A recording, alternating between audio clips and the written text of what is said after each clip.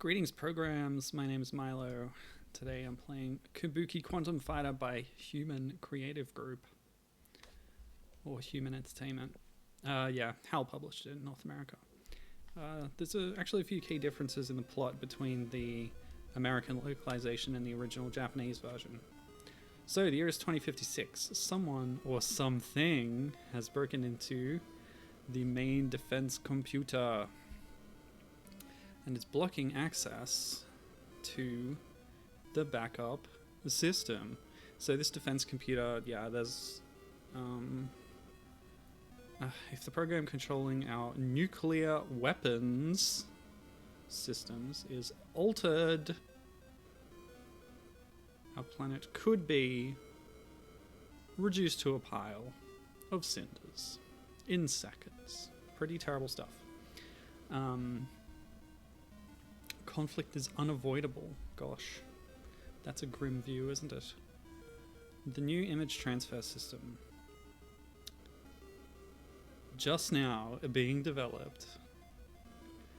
It looks like it will be our last hope.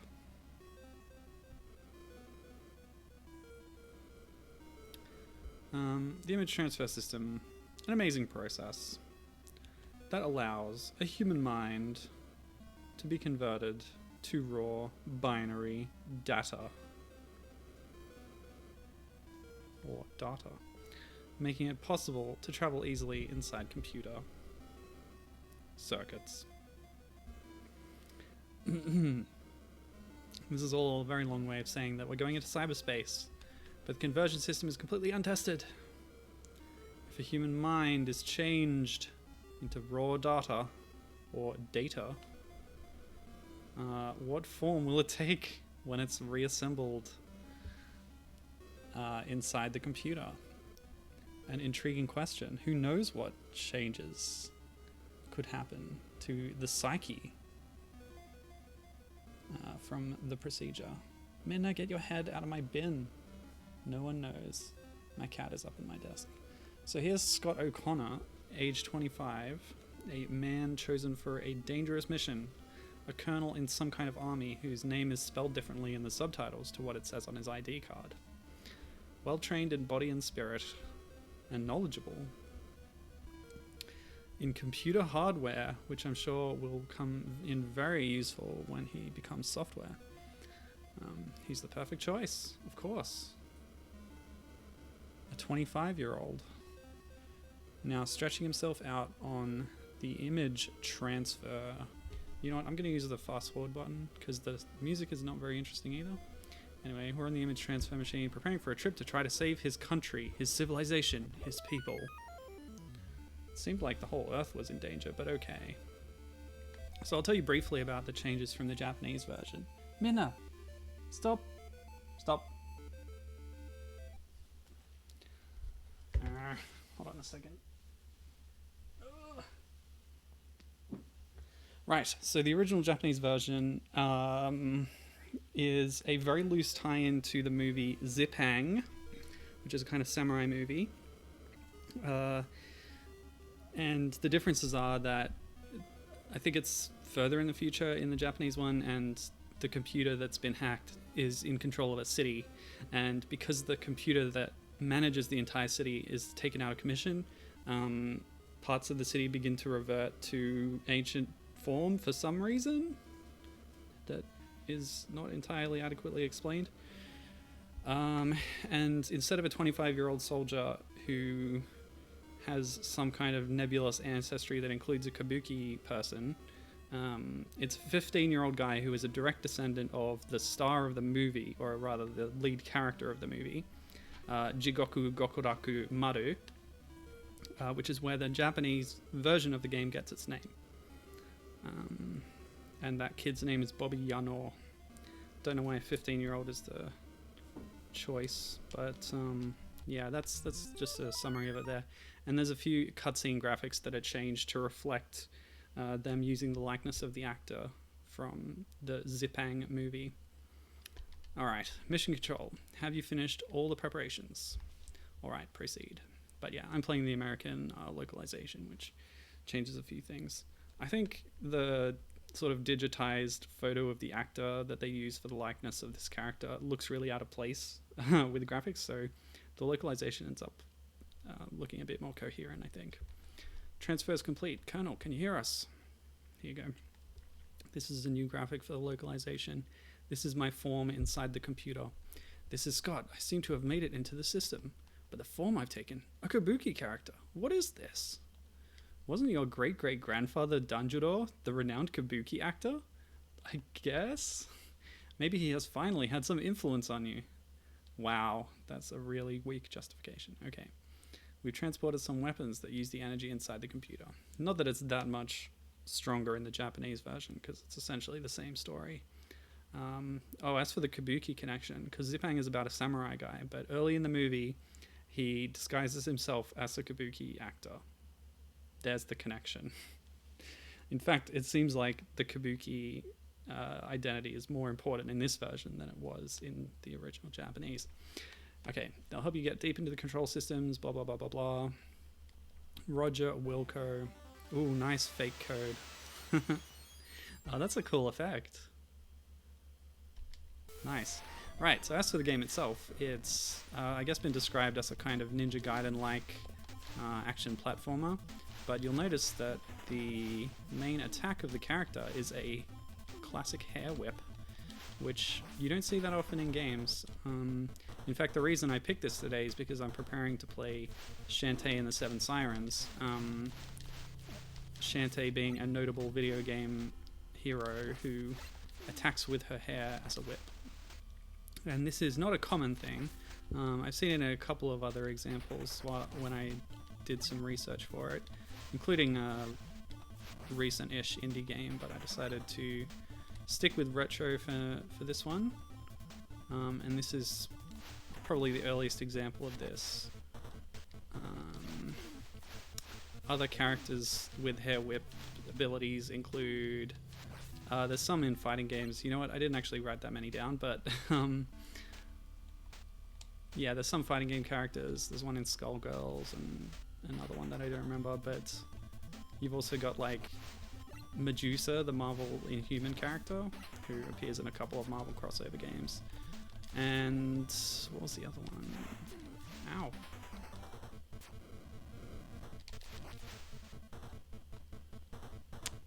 Nope, I don't remember. But so what I've paired this up with today, which I'll get to later, and you can see the box art on the right side of the screen, is Rocky Rodent. Oops, yeah, that's me. Go on. One life. This is going to be tough, I can already tell. But we'll try, and now that I've died once, or maybe I'll see the game over screen at least, but then I'll begin using copious save state and rewind functions, because I don't want to be here all day, and neither do you. So yeah, Rocky Rodent, we'll see later, doesn't exactly whip with the hair, but there's hair power-ups involved, so we'll see how that plays out. I could have played any number of Shantae games, but I decided not to, because I've already played them all and they wouldn't be new to me. And that's part of why I stream, is to play new games, to broaden my own scope of experience with gaming. Not that the audience is specifically going to have the same experience I do, but you know. I think it's also more likely that somebody is more familiar with Shantae than they are with Kabuki Quantum Fighter, so yeah. So yeah, a key difference here with Shantae is that she can hair whip while crouched. Scott here does not appear to be able to, or Bobby, yes he was originally, he can't whip while crouched. He only has a wimpy punch, which has a shorter range, so it's a trade-off there. With Shantae, I often end up crouching just as a matter of course all the time, because it will help you avoid certain things, but your hair whip sort of length is not affected. But here I'm gonna have to trade off. That is really bizarre. So some praise I've heard for this game is with its setting and its character designs, which are very bizarre and interesting sort of sci-fi, cyberpunk kind of thing. This enemy, for example, is a bald-headed guy with sunglasses who then his eyes or forehead open up and a hand throws a fireball at you. Pretty bizarre and interesting. Alright, let's check the chat. Gibbon is here. Hello Gibbon, good to see you. Danger Mouse is also here. Hi, didn't expect you today. Good to see you. Hope you're doing well. Gibbon says that he was confused. He thought the Rocky Rodent box on the right was the localized box for this game. And was like, wow, that's a big change. No, actually, the one on the left is the localized one for this. The original Japanese art is a bit more anime style, which is fine too, but I thought this, the localized one was really cool and evocative. If you ever get to see the whole thing, there's sort of different screens cascading over the right side of the artwork. It's pretty nice. Let me see, let's try... So pause, select does nothing for now, but I might get some extra powers later. There's a sort of symbol in the lower right, but that might be representing my hair, ponytail kind of thing. Not ponytail. Ow, contact damage. So this is pretty nasty. Things are not going well. And that's game over.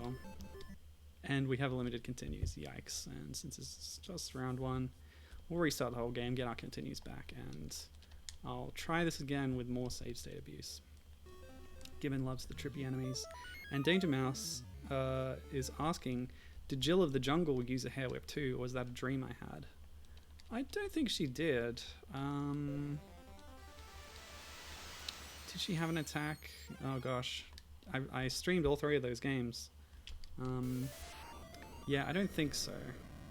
I think if so, it would have shown up in my research. Or my own memory, but I can't trust that all the time. Apparently. Yeah, cool stuff. Robot doggies. Okay, so we're hanging out for those health drops all the time, clearly. There's one. Chip must be my special powers, but we don't have any chips yet. Ugh. It's pretty frustrating that you can't whip while crouched. Because then the low down enemies on the low down ground, very hard to hit. Okay. So, yeah. I don't know if this had a direct influence on Shantae. Matt and Aaron Boson have not said so in interviews, but they also have not said that Monster World 4 was an inspiration, whereas you would think it is. I don't know. Not that I don't believe them, but...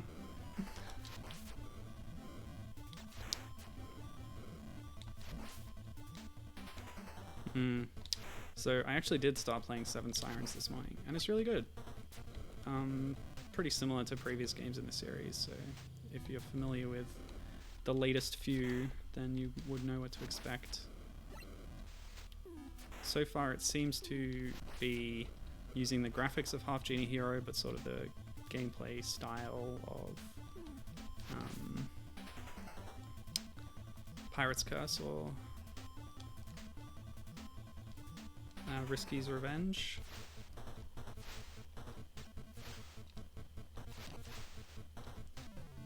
But yeah, looking forward to experiencing more of that. Although I'm not playing it the ideal way, I'm playing it on Apple TV through Apple Arcade.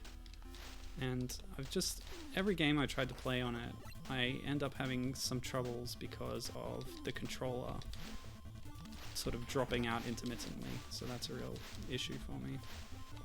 Wow, that's nasty. I really wish my attacks were more versatile. Okay, bait it out. Yeah, that worked. Very low on health though. Oh, that's creepy. There's 6 pumping hearts in the background. Those arrows are just a sign. I thought it might make me jump higher, but no. And nobody's dropping hearts. But that's the end of the round, I guess. Okay. Oh, Castlevania style. Once you finish, you get extra points based on how much health and energy you have left. And then it puts you back to a baseline. Cool. Ooh, boss time. Whoa. Whoa, cool. Whoop. Interesting. Very agile. Gotta keep away from this guy.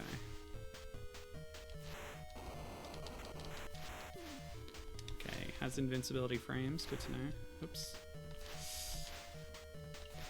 Lost hit. Oh.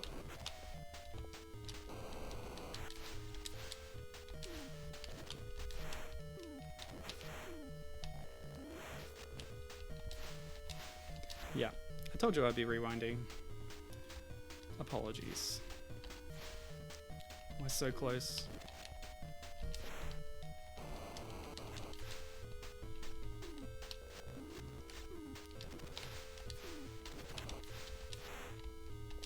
Lost hit. Oh, tense game. Wow. So like I said right at the top, this game was made by Human Entertainment, which is a very amusing name. Oh, does it refill you to the level that you're at? Not sure. Oh, cutscenes, of course. Hope those are good numbers. They're not going to change. Attention, an invader in the program area. The defense system in Area 1 has been destroyed. He's proceeding to Area 2. You must find the access point immediately. Cut off the invasion route. That must be the villain talking to henchmen or something. Your energy gun's power has been increased. Huh. Did I have an energy gun that whole time? Alright, let me try a few things. Yeah, you're pretty limited on the nest. I don't think... Okay, pause and then use the buttons. Oh, there you go. Okay. So you pause with start and then press select. And you can only do that... Oh no, what? Okay, it's just a little fiddly. So I have two kinds of other guns, apart from the hair whip. Okay, so 3 shots for 1 chip. That's a little shuriken or something. This is the more powerful one. It uses 2 chips per shot, but it's a triple fireball. Pretty good stuff. Oh! I can press select even when I'm not paused to change that. Why was that not working before? Maybe my select button is just a bit dodgy. Okay. Well, I don't want to waste all my chips on the opening enemies, of course. But could come in handy later. I'll keep it in mind. Right. So yeah, this is a 1990 NES game, so reasonably late in the system, which would explain why it looks so good. I haven't really seen any flickering or anything so far, or slow down very much at all. So it seems to be programmed well in that sense. Oh boy. Ugh. Guess I'll take those hits. Well, the water is really badly affecting me. Oh boy.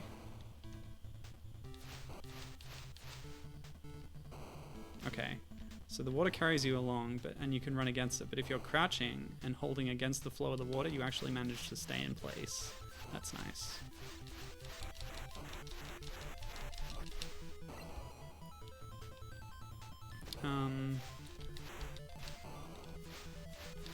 Yeah, so like I said, the game was made by Human Entertainment, which is always an amusing company name because it sounds like it's a bunch of robots saying, "No, we promise, we're actually humans, honest." Oh, what? Oh.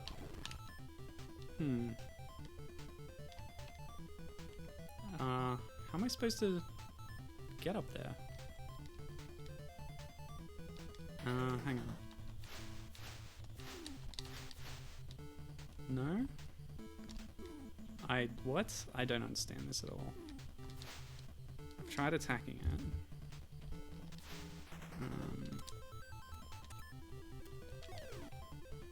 So that doesn't work. There were two kinds of handholds, and this one is the sloped top.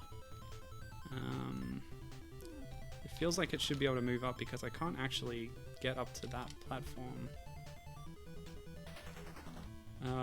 Could I have made it from up there maybe? If I'd taken the upper route and beaten that other guy. Oh, I can actually make that jump. My mistake. Cool stuff. Yeah, so we've had a bit of experience with human entertainment before. During last year I played Clock Tower, which was a horror game on the SNES, which was pretty gruesome in some ways, and yeah, a bit frustrating navigating the large haunted mansion. Not exactly haunted, but creepy. Oh, I have a kick attack when I'm hanging. That's cute. Yeah, they also did the follow-ups to Clock Tower. Oh wow, I can climb on this too. This is very Ninja Gaiden, isn't it?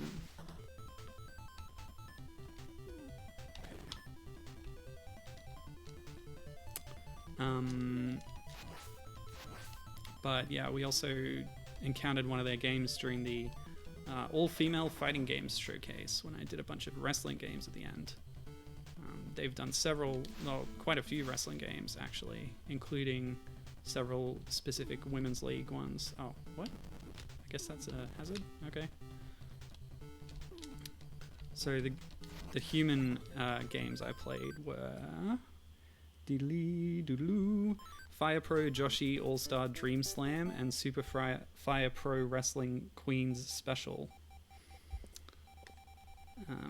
They also have on their catalog something called Human Sports Festival, which sounds like a parody name, if I've ever heard one. A bit like the Summer Sports Spectacular indie game kind of thing, combined with Human Fall Flat, the kind of physics-based YouTube game. Okay, is this for real? Is this an error? Okay. That seems like that was an error. I don't like this. How do I get the game to work? It doesn't seem to like vertical scrolling much, does it? Oh, my time's almost out. What happened? I can't... what? This is really frustrating. This has got to be a mistake, right? Maybe if I use the fireball, it'll light up the area. But I'm out of time. 3, 2, 1, 0. I died. Time over. And it puts me back here. Oh! This area just has a really short timer. And invisible areas, I guess. Huh. Intriguing. Where's my save state? Here. Okay. I've actually used up quite a bit of time on this save state. I don't know if I'll make it. This can't be for real, right? I have a bad ROM, surely. 1-up? Oh, I want that. This is nasty. I don't understand. Alright, let's go. I'll go for that 1-up this time. Alright.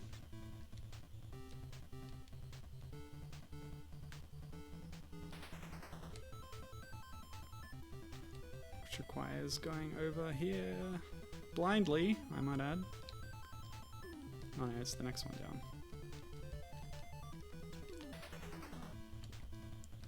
The swinging controls are a bit finicky. Alright, make this jump, fall down here, miss.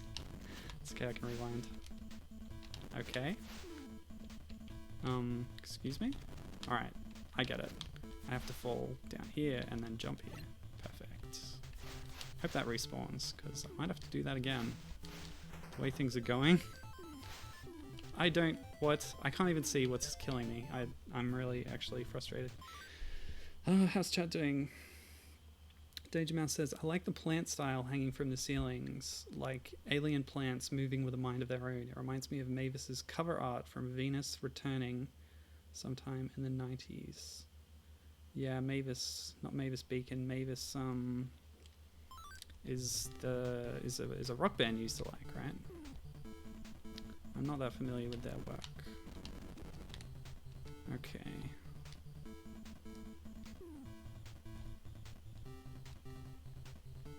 Given asking if there's a wall run, no such luck. Just a basic jump.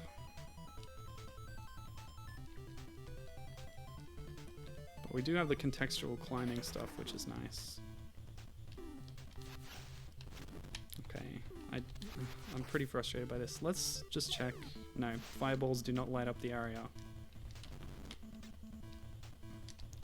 Okay, make this blind jump. The one up came back. Beautiful, that's just what I needed. Okay, there was a brief flash. Okay, short hop over that wall. Oh, that's the end. Good God, what an awful level.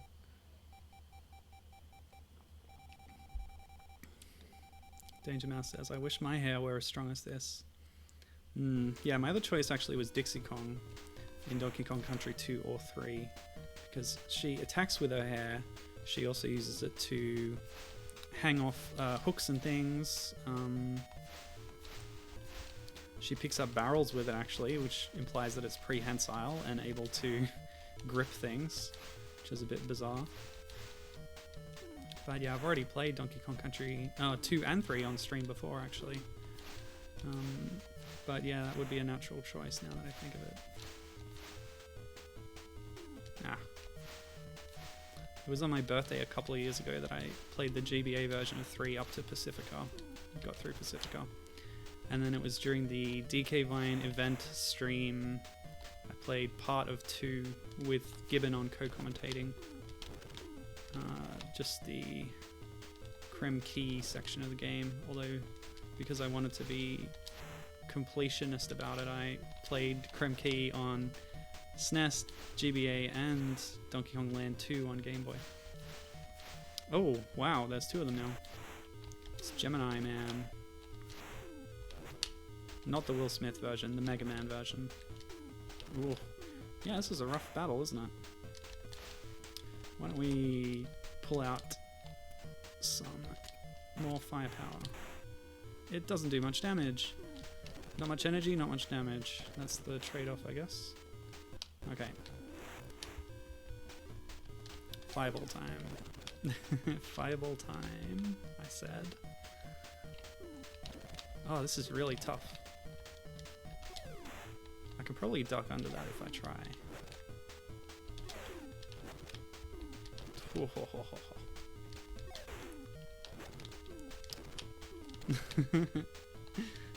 No problem. Okay. Seriously? Seriously? So this guy's hair is very strong. It's much stronger than fireballs, apparently. Oh. Oh great, now my fast forward is activating accidentally. Again. Oh boy. Sorry about that horrible performance, but there you go. That's a good point. If your hair was wet, it would inflict more damage. Yeah, but the Kabuki style... Kabuki actors don't really attack with their hair, but they sort of flip it around, which I guess is the inspiration for making it into a melee attack. The moon attacks look cool, but wow, they're hard. Too right. The Colonel has been apprehended in the program area. Disaster! The Colonel's brain waves have stopped. Oh no! The brain imaging room was infiltrated by bad guys, I guess. Just like, spoiler alert, The Matrix. Sci-fi. The Colonel's brain waves, his spoiler system, his life support system is holding up, but he won't survive long that way. Quick, find another attack route. I'm trying to reach him. Was there really no one in that room who could guard him? Anyway, fusion gun has been added to your arsenal. Guess I'll give it a try. An upward triple shot. And a vertically oriented level. Perfect. Oh, again? Seriously? I don't like this. I think this is a problem. I think this is a ROM issue. Oh god. So the triple shot... Oh god. terrible. This can't be intended. Slippy ice, perfect. Okay. I like the level design, except for when, you know, I like to be able to see it as well, so that's a real problem. Of course, it's only a problem on vertically scrolling stages, and I don't know how much of the game is vertically scrolling. There could be more horizontal coming up. But yeah, so we can see we didn't get a chip refill. I'm trying to now attack these, but that's not working. Our health is also very, very low. Oh. Oh, this is really irritating.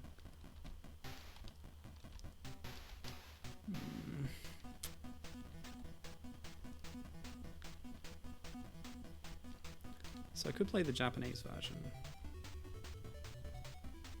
Oh, okay. So the ones with the flat top, you can stand on top of them. That's what that means.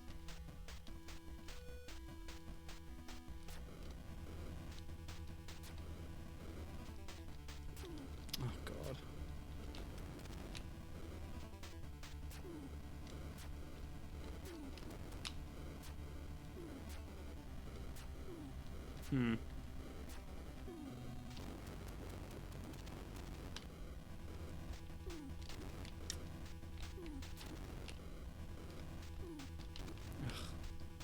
Okay. I like the lava sprites. But unfortunately, if we go too high, they disappear. Ah. Oh, it's tough. Okay, get the timing right, people. Concentrate.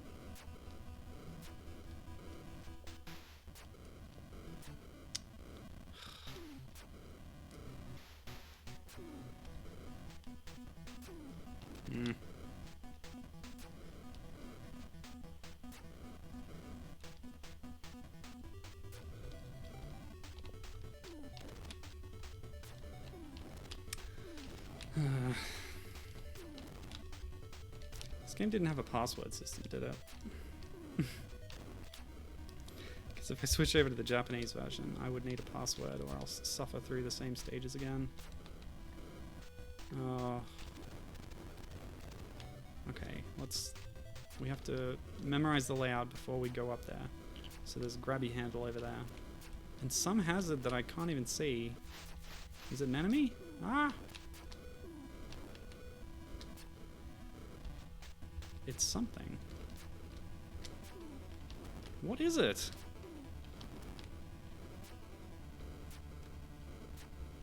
I can't get up from here. There's something there. Something I cannot see.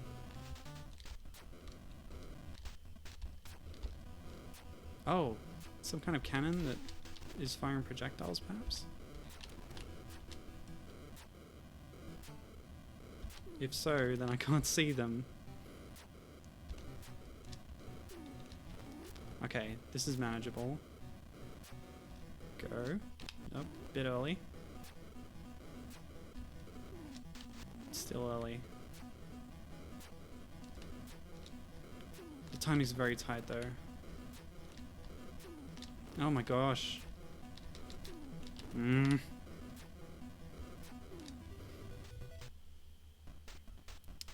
Gibbon's checking out a long play and they're not having the rendering issue. Oh gosh.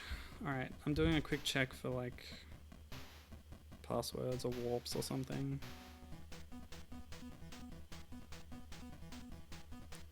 Meanwhile, enjoy this background jingle. It's actually really good. Okay, cheats and secrets. Ooh, there's a level select code. Perfect. Alright, that'll help. So let's go find the Japanese version and see if that plays any differently or displays any differently. Alright, to the internet. Now, in Japan, it's called, what was it again? Hang on, I've got it written down. Jigoku Gokuraku Maru.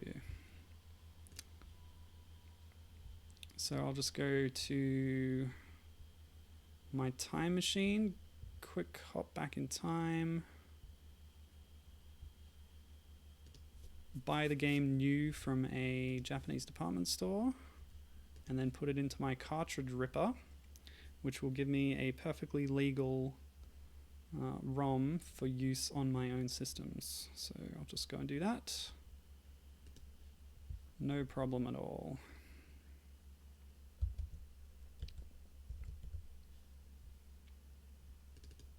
Okay, I'm back.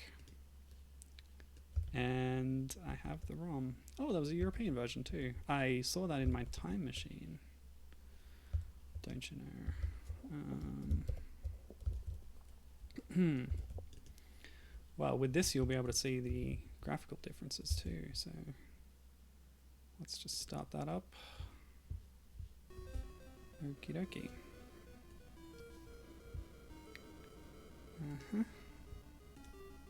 And I'll change how I'm displaying this. Good, perfect. It's 2015 actually, so the Japanese version is even further in the past. Okay.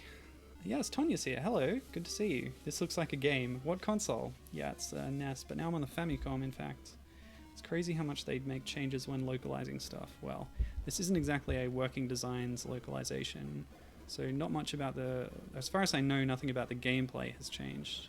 Oh, so yeah, there's new graphics here that show the city kind of reverting to some other kind of structure. But if I fast forward through this, we should see the different character icon. There you go, there's Bobby Yano. Yeah, doesn't look great, does it? Anyway, I think there's a different graphic after this too. Oh yeah, different title of course. Wow, look at all those copyrights. That would be, of course, to do with the fact that this is a licensed game based on a film, loosely. Would give you all those companies involved. Alright, so the code. Level select, level skip. So I'm going to need second controller inputs for this. So I think I might have to set those up. So player 2. Alright, so we need A, B, and right. And then I need A. So A and B is K and J. K, J. And right is H. Alright, so at the title screen, press A 8 times, B 4 times, and right 16 times.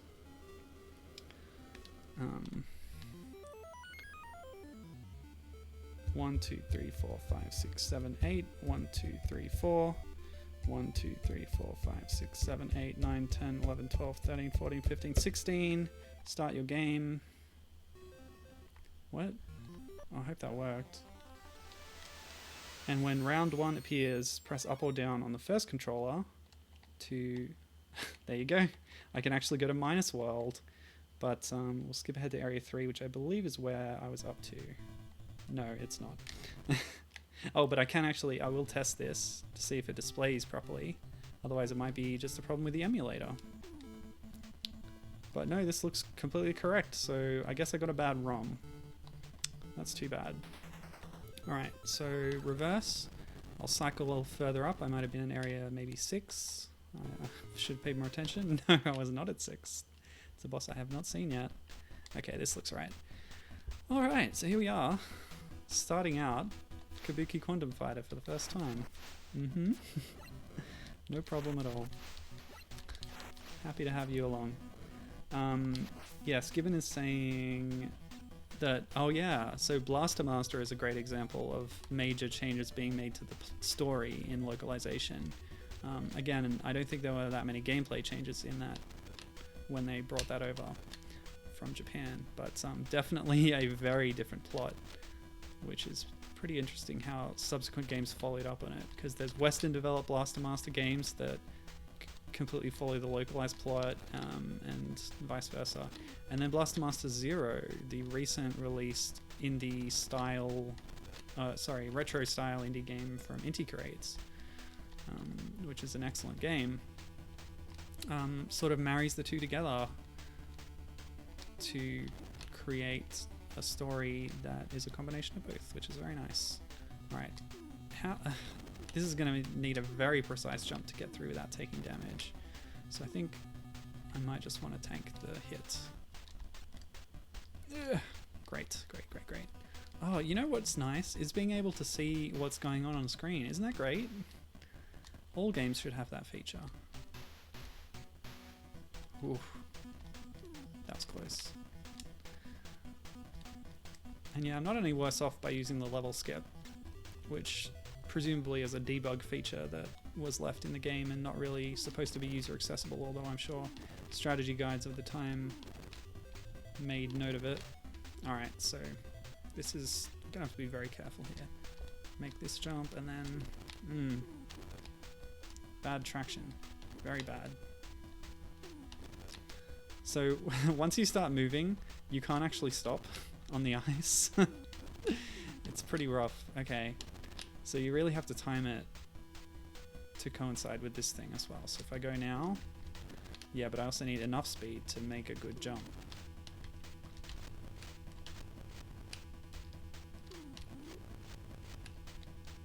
Yes. Lovely. That's what Rewind was made for, people. And this is why I kept dying. There was these saws that I couldn't see. That's still a problem there. Timing your way past these flamethrowers. Perfect. Given correcting me, actually, all the sequels were purely based on Blaster Master, the localization version. Even in Japan, Metafight had no sequels. So in that sense, Intercreates was really doing a deep pull to get the original unlocalized story and incorporate that. So yeah, that's cool. I guess that speaks to the popularity of the game overseas, or else Sunsoft recognized that the localized story was more interesting than the sort of generic sci-fi stuff that they'd written for the original game. You know what, I can tank a couple of hits. That's okay, I think. Unfortunately, there are very few enemies on this stage to attempt to get health back from. Alright, so let's see, what kept hitting me on this bit? It's got to be those things in the ceiling. Yeah, they're orange and they're rotating, so I guess they're deadly. But it's very tricky. I think you might be intended to drop down onto that platform and then jump up, but I made it with a short hop. Okay, ugh, whatever. Tank it, tank it, tank it. We're fine. Good stuff. I love being able to see what I'm doing. So we won't be able to read any of the interstitial text in the cutscenes, but we really will not be missing much there. I think it was pretty generic stuff. Not that interesting. Ugh. No! Okay, can't get hit that many times. It's just absurd. Yeah, wait for the spike to go on the backswing. Oh, the difference in speed is so massive though. Okay, cool. Yeah, I feel bad to be interrupting this music because it's really cool. Oh, that's the end, of course. Danger Mouse is saying that Commander Keen also had some very frustrating ice slippage issues. I'm not surprised. Oh, that's interesting. Okay, I've just learned another thing from Game FAQ's cheat menu, or cheat page. While in a boss battle, press start and press up or down on the D-pad to swap chips for life. That's really interesting. That might even be an intended feature as a kind of trade-off thing. I do prefer getting up close with those melee attacks. I think it makes the game a bit more interesting. So I'm happy to trade chips for life. But yeah, that thing's gonna hit me even if I'm crouching. Pretty nasty.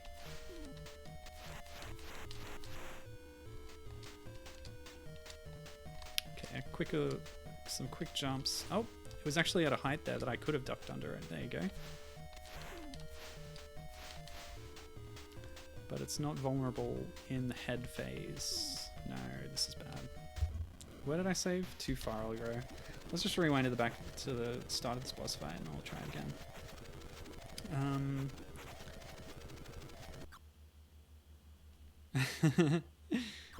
There's me experimenting. Okay, that's as far as we go, so save state there. And just to address chat for a second, Tonya's saying the box art on the right. Yeah, that's for the game I'm going to be playing after this, as long as I get through this. Yeah, the radical furry animal mascot type thing, that's going to be Rocky Rodent coming up later. Danger Mouse does not like this dragon head thing. I don't like it either. And given with some more Blaster Master history, pretty fascinating. Blaster Master Junior was a Bomberman game in Japan. That's on the Game Boy. Blaster Master 2 was, I think, the Mega Drive. Yeah, never actually released in Japan. Blaster Master 3, I think, was the PlayStation one, possibly. Gibbon says was never released in. Was released in Japan as just Blaster Master. And oh, okay, that's enough of that. Thanks. Very rude. Oh, tricked me.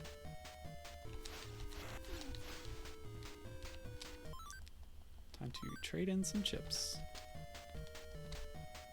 Oh, well executed. Me. Thanks, me. And let me see.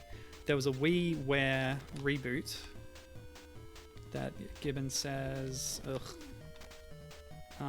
says was also similarly West only, with no Japanese release.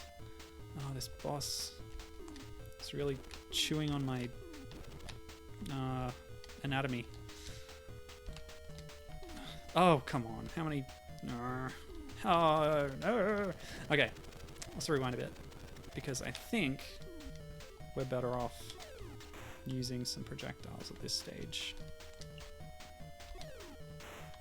Just so we can avoid that spit, that toxic spit. But yeah, I'm still enjoying the bizarre kind of character designs here. Oh, we're out. No chips left. Gotta do it just with our wits. Okay, cool. One more, maybe two. Oh, see, the problem is it's really difficult to predict when the boss is going to stop patrolling and just hit the ground. Yeah, so Blaster Master, there's a lot more going on there than I thought, but interesting stuff. Kiko Eruka. That means, I think, can you hear me? Like, they're talking to the guy. Blah, blah, blah, blah, blah. Nobody cares. Whatever. So remember the cyborg kabuki person from the cutscenes that was my transformed form? In this version, that's what I look like when I'm in cyberspace. It looks like a photoshopped wig on top of that digitized photo from the ID card earlier, which is pretty much what it is. That still looks the same though. And that. So it's only those close-ups that they added the actor's likeness. Bizarre. Oh wow, look at those creepy aliens in the ceiling. This is great. And yeah, you only get so much health back when you clear it around, so the game's a big endurance race, it looks like. Pretty rough. So I'm just going to be really diligent with my cheating from now on. Actually, I'll check the game facts page if there's any other ways to cheat my way through. Level select, alter chips.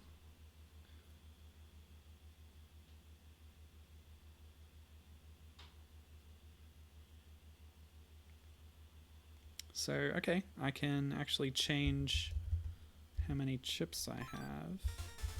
by pressing up on the controller 2 button. There you go. I can take them down as well. But that's a way to give myself infinite health in boss battles at least, which is nice. Cheating is always appreciated by me. But that'll also let me use my special powers infinitely. And I've gained a new one, which they would have told me about in that cutscene, I suspect. Dynamite! Dynamite. Okay, it's not a screen clearing bomb, but it's quite powerful, it looks like. And it also looks like I'm going to have to climb those platforms. Nice. Well, I feel better about this game now that I know that I can rampantly cheat. That's very good. But I don't want to outright skip any levels that I haven't seen yet. And remember, trading your chips for health only works in boss fights. So we can't just do that anywhere. So I do still need to be a bit careful. A 1-up! Beautiful. That just made my day. Thank you, disembodied hand. Oh, I just love the bizarre imagery of this backgrounds. It's amazing. Like, this is what a surreal cyberspace environment really should look like. It's very nice. Oh, I'm out of chips. Cheat, cheat, cheat, cheat, cheat. Oh, you know, the one thing that cheating won't get me is more time, so that's something I still need to watch for. This uses a lot of chips, actually. But it has a big radius. I'm really cheesing the game now. It feels bad. Oh, this guy. Had a problem with that guy earlier. Ah! Let's try the spread shot for a bit. Oh yeah, chips. Oh, the range is really short. That's okay.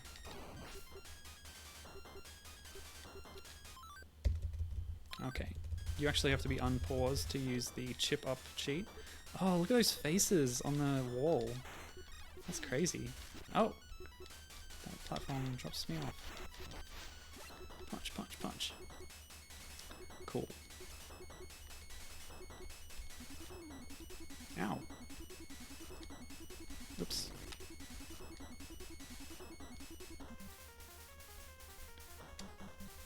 Okay, you can also short hop off the clean bars. That's cool. Whoa. Is this a lizard or a ninja? Hard to say. Yeah, I wanted to mention that actually, the whole cyber ninja thing. It was a pretty popular theme for Japanese video games at the time, to sort of mash up futuristic sci-fi aesthetics with ancient Japanese stylings, like samurai and kabuki and that kind of thing, and old style architecture. You see it happening in all sorts of things. Strider, the Ninja Warriors. I thought of also the shifty look webcomic Scar, which is based on Namco's Genpei Tomaden game, although it's the game itself I don't think is quite as sci-fi as what is presented in the comic, but yeah, that's like dead ninja revived in the future where everything is robots and stuff.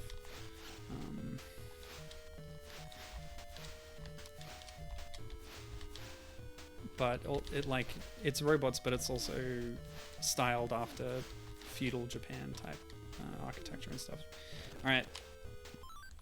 So we'll give ourselves health, we'll give ourselves chips.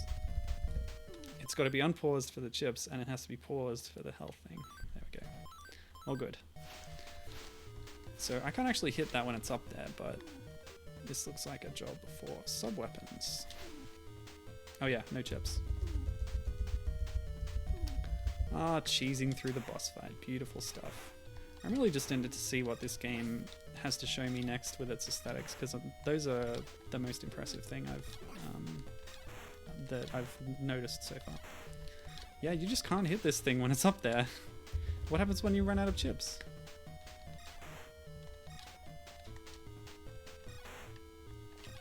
How are you supposed to do this? Can I hit that? It doesn't seem like it. Can I climb this? No. Hey, come down and fight me. Hello? Yeah, I don't know how... Oh, okay. So you wait for it to shoot the thing, and then it comes down. That makes sense. You bait it into it. Yeah, okay. Clever. Clever boss design that I did not realize at first. Are you throwing a saxophone? What is that? Are you talking about the dynamite?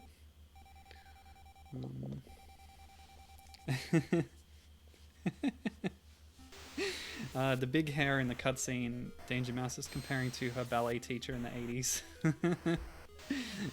It does look like 80s big hair, doesn't it? Yeah, yeah. Gibbon was suggesting grabbing the boss when it opened up like a hanging point, but yeah, I think you just have to bait it into shooting at you and then it jumps down after that. I wonder what's happening. I guess we'll never know. Okay, here's something that's exclusive to the Japanese version. The source of the hacking and the computer interruptions is coming from a giant magical, what's it called, a magatama? Yeah, it's this kind of curved stone it's worked jade or something usually. You see them in like Ace Attorney as well. They're a kind of mystical artifact. Well, they're a kind of religious artifact that in popular media has taken on magical powers depending on, you know, the story. But yeah, there's a giant one in space, and that is what is causing the problems. I don't know if they explain its origins beyond that, but that's what's happening. So the plan now is to, well, hopefully we get to see it as we progress. We've also been going for an hour, so we'll see how far we get, but I want to get to the end of this game. I don't know how long it'll take though, but considering its difficulty, I think maybe they expected people to die a lot and try again, which is fair enough. But I'm really glad I found those debug codes. That's a big help. Liquid Ninja. Just like Shovel Knight. Maybe they were inspired by Kabuki Quantum Fighter. Yeah, so here's a new grapple point with conveyor on top. Seeing a bit of reuse of enemy types now, and there was another one-up. Lovely stuff.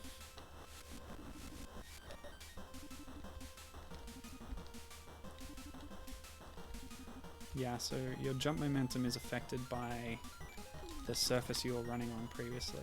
Oh.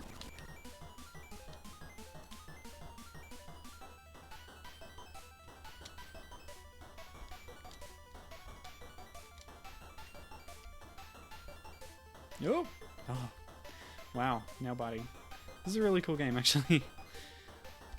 Good action. But just brutally difficult. Oh, what's that? That's new. New attack pattern for those things. Yeep.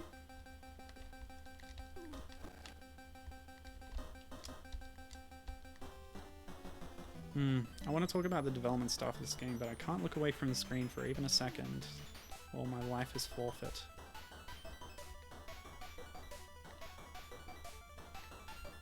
Yep. Okay. That's fine. That works. Wow. Yeah, I was gonna mention the music. I don't think I noted them down though because they didn't have that many other credits. Ugh. Okay, one of the musicians, Takahiro Wakuta. If you want to know, you know, who was responsible for this game, all the information is up on Moby Games, but maybe we'll get to see a credit screen as well at the end. But yeah, Wakuta also worked on another game that I've played here on stream before, and that's Kendo Rage on the SNES, which was a strange... yeah, it was fun. It's like a cheesy, cartoony kind of action platformer where the sort of theme seemed to be school sports and school clubs. Yes, we're getting to see some more nice, bizarre character designs here, which is cool. Alright, I must have earned a new weapon, actually. What have we got? Ooh, it's a whip or something? Oh, that's beautiful. I'm going to use that all the time. So we have some kind of magical firefly power with homing bugs that will seek out enemies. That's beautiful. It uses a lot of chips, but we have a lot with cheats, so that's not a problem.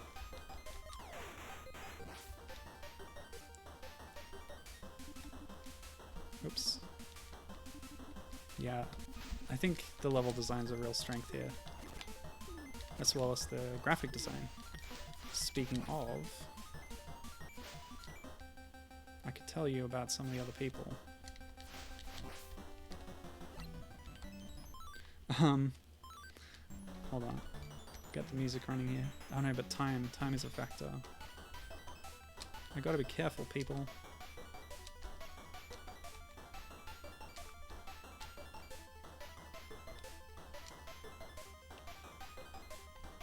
Oh, human skeletons forming architecture. Cool stuff.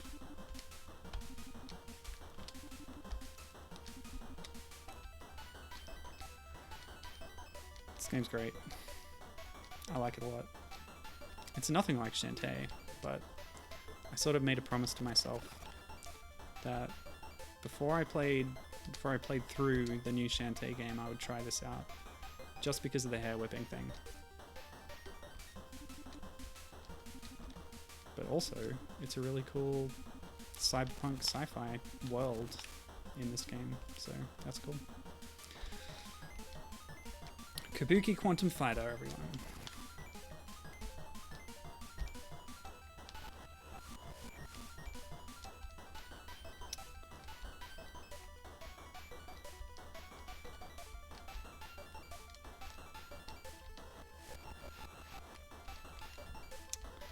Okay.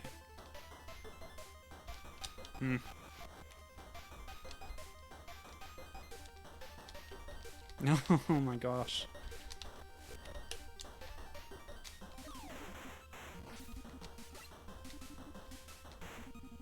I wish it lasted longer, but very powerful.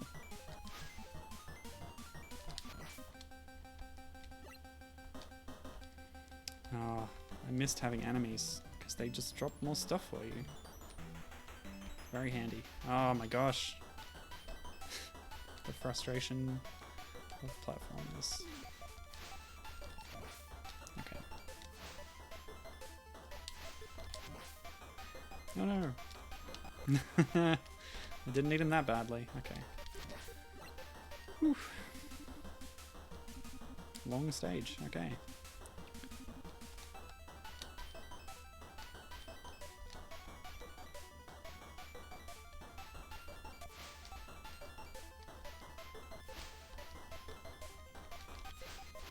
Eh. Okay. Sorry, I have to concentrate, you know? It's frustrating, but I have to. So how's everyone else doing?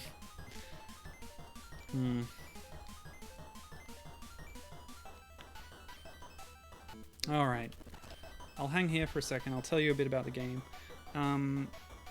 So the programmer, Takashi Arai, has a few credits listed, but notable ones include Dirge of Cerberus and Final Fantasy XIV for Square, Hamtaro GBA, and recently Pokemon Ultra Sun and Ultra Moon, Let's Go, and Sword and Shield. So a programmer who's pinged around from different companies all over the industry and seems to have done a good job.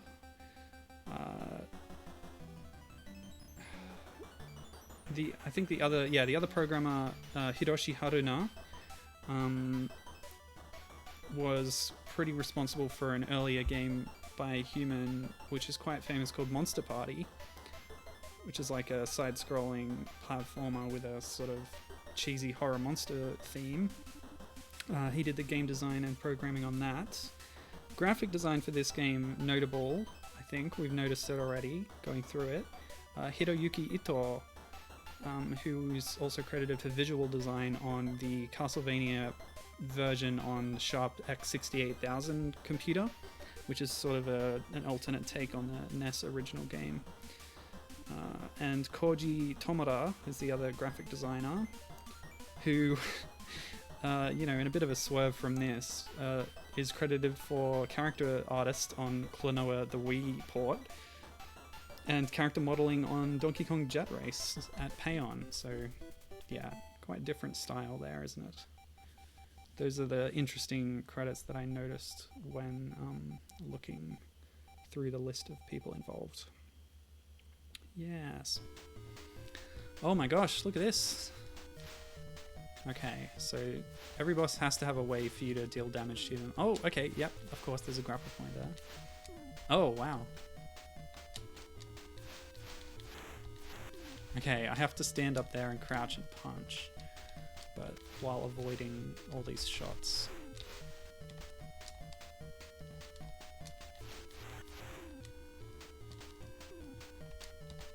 This is a really intriguing boss fight that makes use of platforming during it, which is really cool. You know, Shadow of the Colossus would use this to great effect much later, but kind of platforming on the outside of a giant enemy is a really cool thing that the NES was rarely able to do because of technical limitations.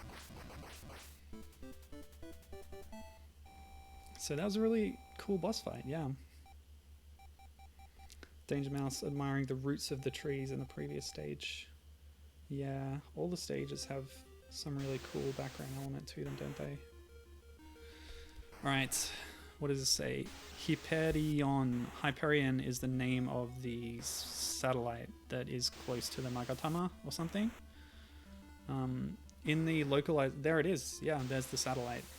In the localized version, the hacking is coming from the satellite, but I think it's more weird and interesting in the original here, where it's sort of this abstract alien source, and we're going to use the satellite to destroy it if we can, I think is the idea.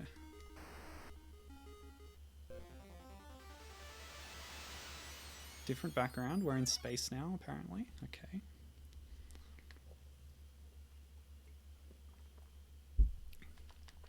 Or was that the final boss? Am I done? No. Area 6 start. Whoa! This looks like a final boss. Maybe we're in the Magatama. Do I have a new power? No, but I can use my bees! Swarm of bees power. Yes, take that. That's effective. Ooh, tough to avoid those though. I'm actually safe if I stand here. Oops. I didn't cheat fast enough. Cheat more!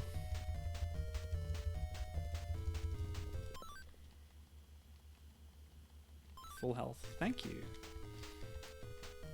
Oh, look at that gross background. Living walls. Ugh, what's the dealio? Oops. Okay, you have to swing jump from there. Now I'm here. Oops. I'll try and stay here and let's see, attack this thing? Ugh. Is there a way to actually stay on that platform? What if I... Yep! There's so much knockback. That's okay, I can actually hit it from the floor while it's moving down, so... Doesn't seem like you really need it in this phase at least. Maybe there'll be another phase later. So this is another way that old NES games could do large bosses, is this part of the boss is essentially a background element or a stage element. And there's sort of one weak point that maybe moves around in this case. But yeah, we're noticing actually the first major sprite flickering that we've had all game. So it's unfortunate that it would show up here at this late stage, but yeah, impressive that they managed to avoid it this far. But yeah, we're getting those black squares being drawn over the boss head, jaw thing. Also, this isn't actually very difficult because you can just get closer to avoid it, which kind of suggests that there might be a phase 2. Yes, I knew it. Oh, what? Ooh. Oh, it grew back, and it's shooting lasers. It didn't grow back. It's shooting things out of the stump. Alright, health please. So how do I find it now? My guess is the weak point has moved. No, not there. Shall I attack the end? Oh, yeah, that's a hit. The music's changed. It's not as threatening as before.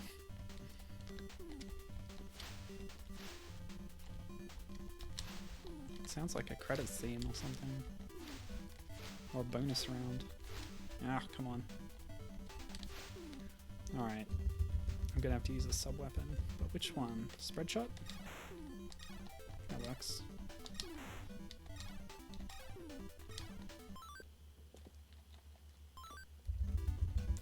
Cheating time! Oh, maybe I will be better off up here in this phase.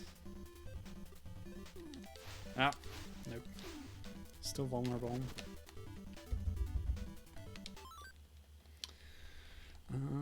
Let me see.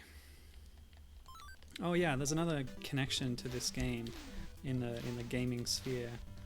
So I mentioned that the plot of the game is very, very loosely based on the Japanese film Zippang, and incidentally Zippang is sort of an ancient word for Japan, which conjures up, you know, images of ancient times in Japan. I think it's a form of the Chinese name for the Japanese region, possibly. And oh boy. Okay, cool. That's a relatively safe spot over there. But yeah, the director of the movie Zippang came back to. Well, it doesn't seem like they were that involved with this, but they later came back and wrote for like the story for the game Seven Blades on the PS2, and they bring back Jigoku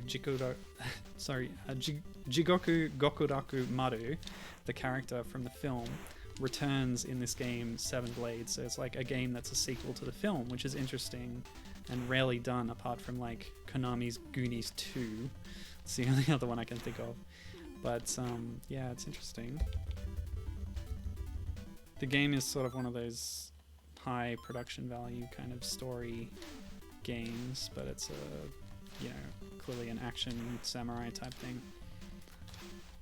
Although I think there's an option to play as a lady character who fights with guns as well. Ugh. Yeah, tough. Very tough boss. I can only imagine how I would be doing if I didn't have my debug features here. Okay, so is this only vulnerable when the sort of little eyeball forms, maybe?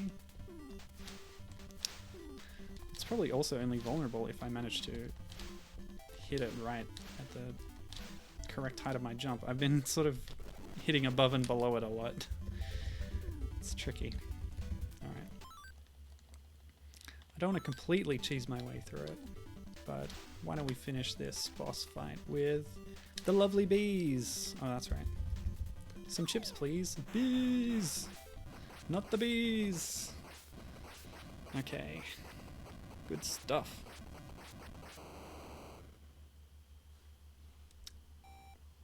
Danger Master saying, this thing reminds me of Krang from Ninja Turtles.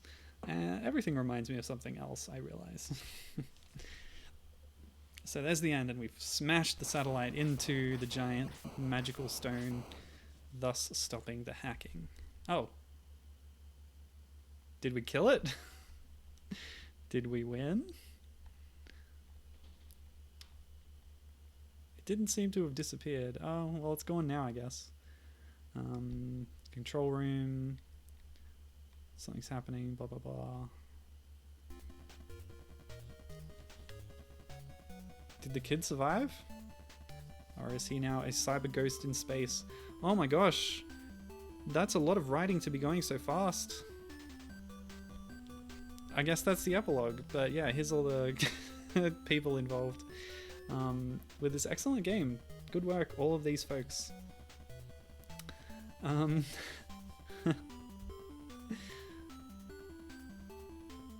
Yeah, okay. The end. We beat the cyber magic demons or something. Well done, us. I'll be back. Watch for my next adventure in Seven Blades for PS2. Although that's not the same character. And yeah, we actually have a sound test here. So in case you wanted to listen back to any of the music from the game. Let's... Nice. Very nice. I guess that's it. Yep. No other inputs available. So that was a cool game. Very difficult. Sorry about my rampant cheating. But yeah. So that's the origin of Shantae, if you were wondering. No, it's not. It's got nothing to do with the Shantae, but they both whip things with their hair, so there's the connection. But let's get on to the second game of this stream, shall we? And that would be, you'll see it on the right side of the screen, Rocky Rodent. So I'll swap over our vision board here in a second. Oh yeah, that was me looking up the War Doctor, if you're wondering.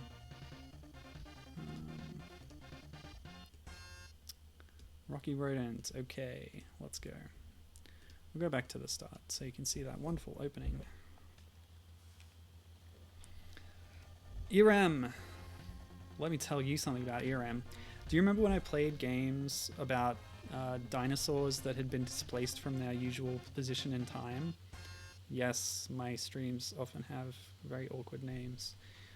They made the game DinoCity, which was sort of a fun Yoshi's Island style game where you're like a little kid riding on the back of a dinosaur, and it's based on a weird film where there were puppet dinosaurs and stuff. Yeah, they also did the R-Type games, which is a very popular series of shooters. But I know them best for Ninja Baseball Batman, which is an arcade brawler, which is very colorful, very lively, and all the heroes are ninjas who are like robots or something, and they are all baseball themed. And it's a fascinating game and fun to play. I played it in Japan once. Okay, hold it right there. I won't let you go this time. Oh, the owner of the Rose restaurant. You showed up at the right time. Catch that guy for me. Look who we've got here. It's Rocky Rodent. Are you trying to cheat another restaurant? Oh, did I dine and dash? What's wrong, sir? You look worried. Has something happened? I don't understand. What's going on here? Yes, it's Don Garcia. He's a member of the Mafia, and he has kidnapped my only daughter, Melody. Okay. So I don't know why this other guy and Rocky Rodent are here, but this guy owns a restaurant, and his daughter has been kidnapped by the Mafia. Let me guess, you didn't make your payment, did you? What payment? Didn't you receive a bill from them? They are trying to control the whole town. I've got a good idea. Hey Rocky, listen, I have an offer for you. If you save my daughter, I'll invite you to my restaurant for all you can eat, and it's on the house. Sounds like a good deal. I'll take it. Sir, are you serious? Rocky's stomach is worse than a garbage disposal. He'll bankrupt your restaurant. Well, it's happening anyway. So yeah, here we are, Rocky Rodent. I have no idea what this game is, but I know that there is hair involved. Oh, I died. Great. Wonderful. This is one ugly character for a mascot, but it's one of those like 90s attitude mascots, I guess. What? Okay. They're stopping me very quickly here. Wait a minute. Let me warn you first. Garcia is a tough guy. Before you go, you had better get your hair with the hairspray. Set your hair with the hairspray. The magic of your hairdo could save your life, and this is why I'm pairing this up with Kabuki Quantum Fighter, because there is hair involved. Okay, so hopping and bopping is the order of the day, it seems. But once I... that is an awesome hairstyle. But yeah, once I have this hairstyle, I now have more functions. I can bat enemies. Oh, okay, so the rebounding armadillo damaged me, which then removed my magical hair, putting me back in the base state. So, you know, it's a kind of a Mario-style power-up system. But yeah, what else can we do with this?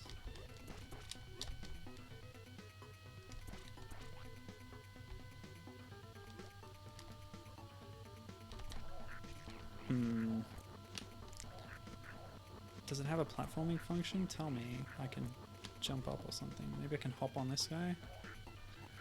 Oh, okay. So I also have a Sonic-style momentum system, which makes it very hard to stop once I get going. Yeah, one of the many Sonic clones of the 90s. Oh, wow. Okay.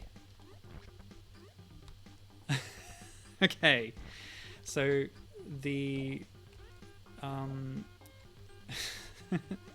the very solid spikiness of my hairsprayed dew up here is able to stick into ceilings and then pull me up to higher areas. Good to know. And let me guess, I go down here? Oh, I thought it was a Super BC Kid type of thing.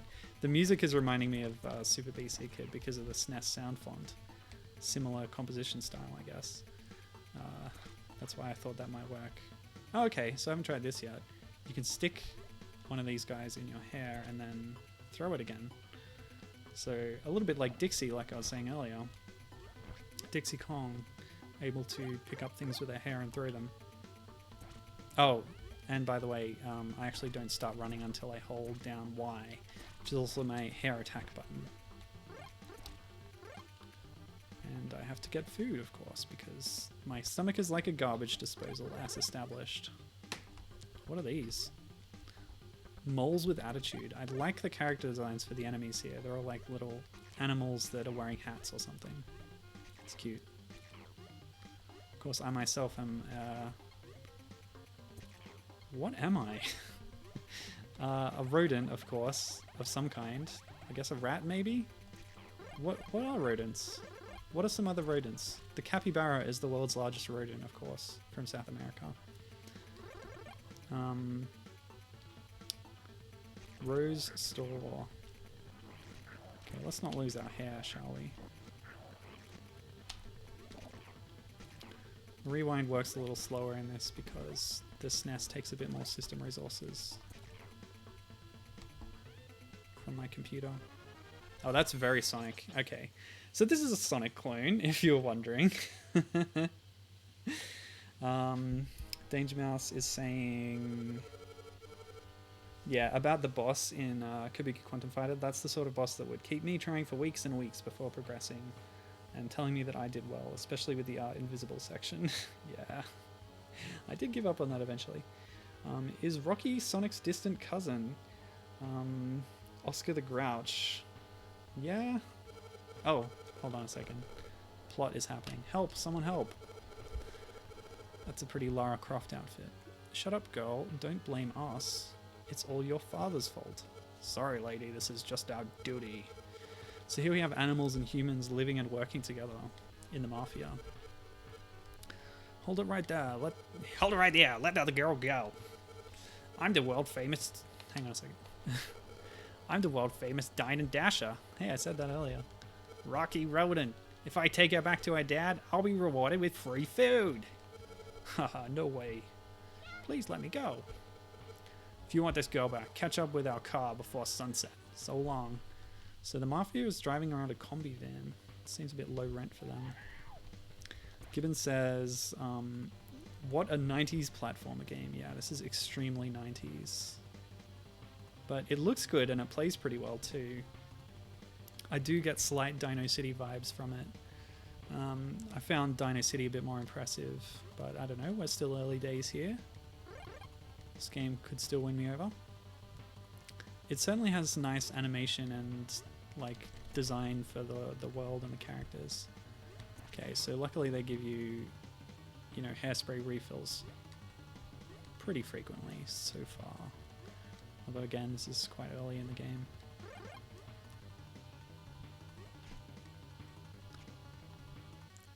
This is all well executed here.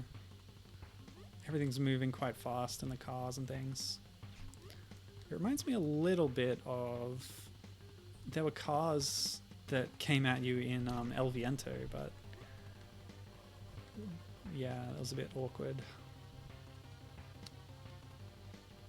It looks much smoother here, and we've actually seen the sun setting and the sky transitioning in color as we progress, which is a really nice feature.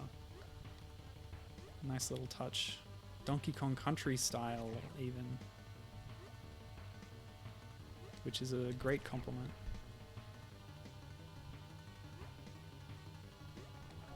Oops.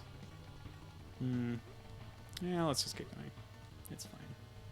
I'm sure I'll get more hairspray before long. And yeah, there's actually different colors of hairspray, which we should be introduced to as we progress, but they'll give Rocky different powers. Oh, that's weird. I'm just looking at my own stream that's going out, and the screen looks a lot brighter than what I'm seeing on my screen, so I don't know. It's just rendering with brighter colors for some reason on the output. Maybe the brightness of my screen is set too low. I don't know. Anyway, this is a cool premise for a level here. And we've caught up to the van. Oh, wow. I'm actually really impressed with this whole set piece. I like it a lot. Whoops. Yeah, so it seems that I have some ability to deal contact damage with my hair if I'm at the right angle or something. But I still have to be careful of these other projectiles and such. Okay. Wait, what? Oh. Did they get away? Do I have to catch up again? Yeah, okay. Interesting. So, like, even getting up to that boss is not a guarantee.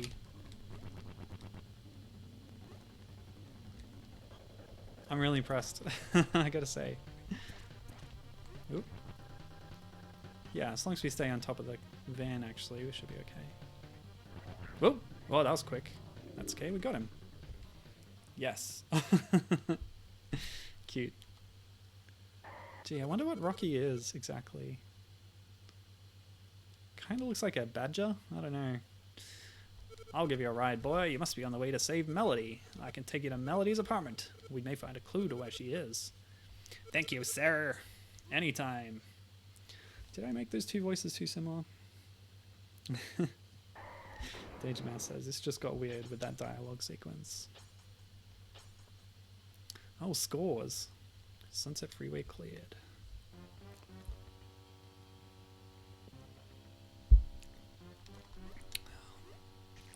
Yeah. 90s mascot characters with attitude was such a trend, wasn't it? Okay, so I've used a razor to suddenly sharpen our suddenly grown mohawk, which can now act as a boomerang projectile.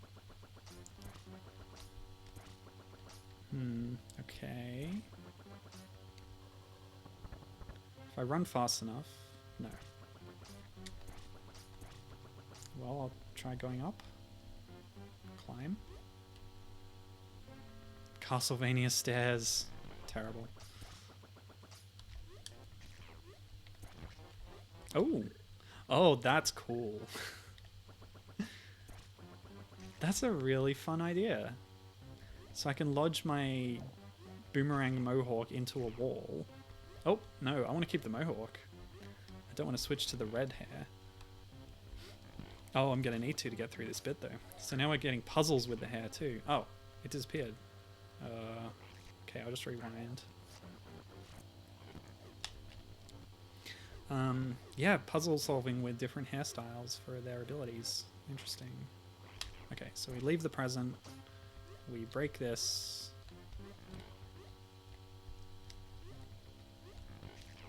And then we get red hair to go up.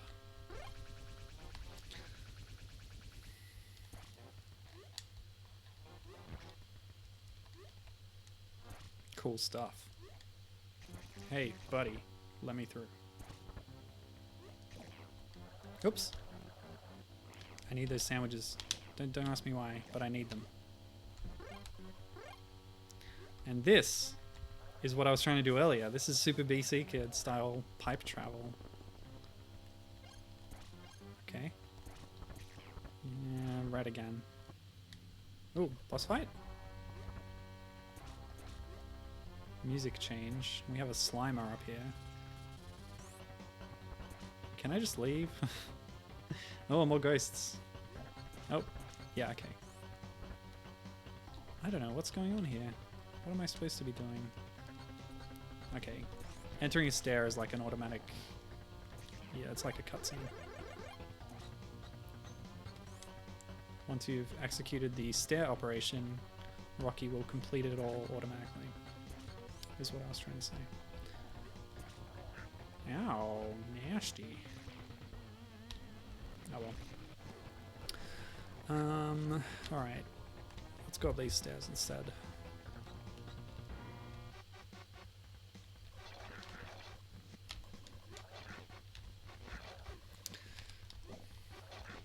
Ah, whatever. Can't tank that. Okay. This reminds me of the Sonic clones that I've been meaning to play. When Sonic became popular, a lot of other companies tried to do similar type of things. There was one about a time-traveling duck. Oh cool, so you turn on the lights and the ghosts disappear. That's cute. This game, there's so much going on, it's really cool.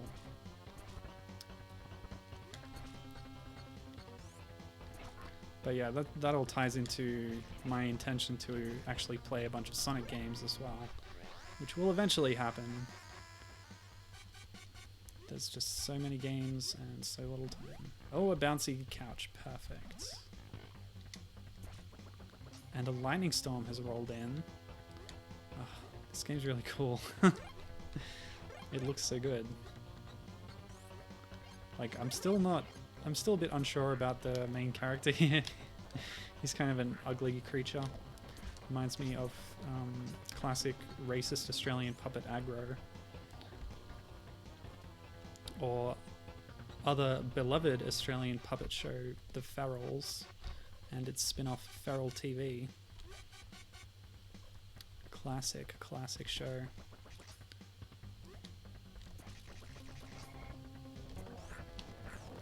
Yeah, all the puppet characters were feral animals, so you had a rat and a feral cat and rabbit and a dingo as well.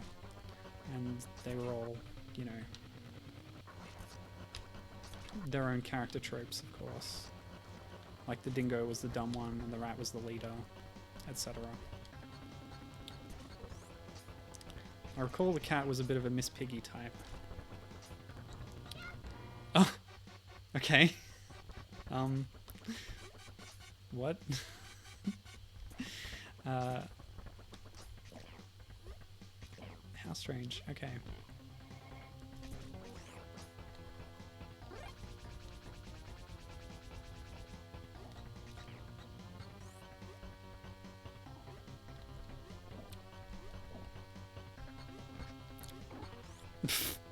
Classic.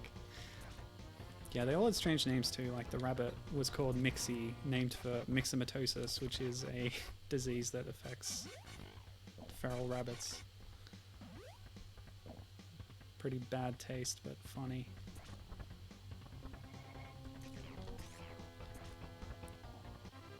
Cool.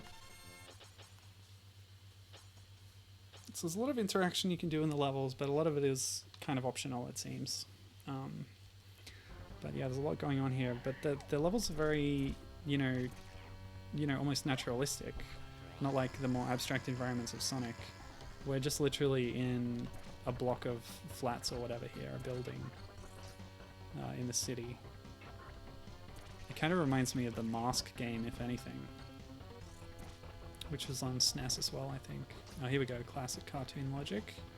Brilliant. Oh, I want that. Don't know what it is, but I dang want it. Mm-hmm.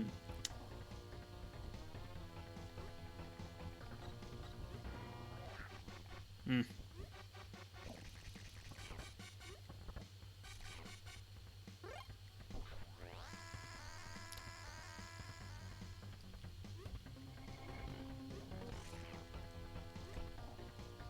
Okay, so here's a bit of a puzzle. Oh!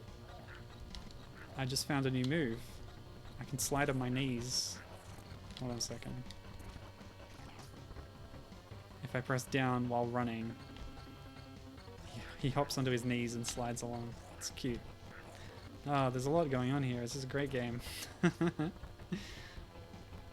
Okay, so this looks like a puzzle where I have to, now that I'm up here, I then go back down and then work my way back up. Yes.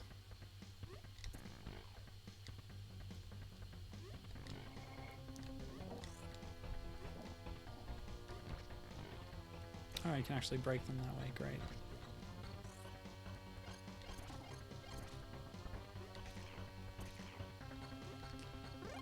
When it gives you a different hair item, I figure you should take it because that's sort of the game telling you that it'll be needed in the next bit.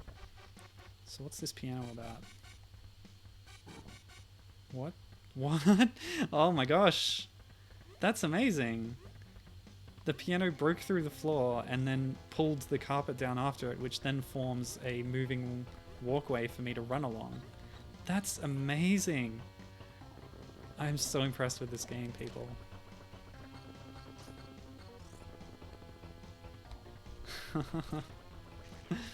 Oh, lovely. How did I find this? Just because it has weird hair things, like this. Yeah, it's cool. Just like Kabuki Quantum Fighter, actually. The only reason I picked up on it was because of the hair thing, but then it was really interesting apart from that as well. So yeah, I'm really happy with this. It just reminds me how much I want to go back and play more of DinoCity, actually. Yeah, we can't rush headlong all the time. Oops. I'm just trying not to die here, come on. Ah, whatever. And they gave me another hair up anyway. Shouldn't worry so much.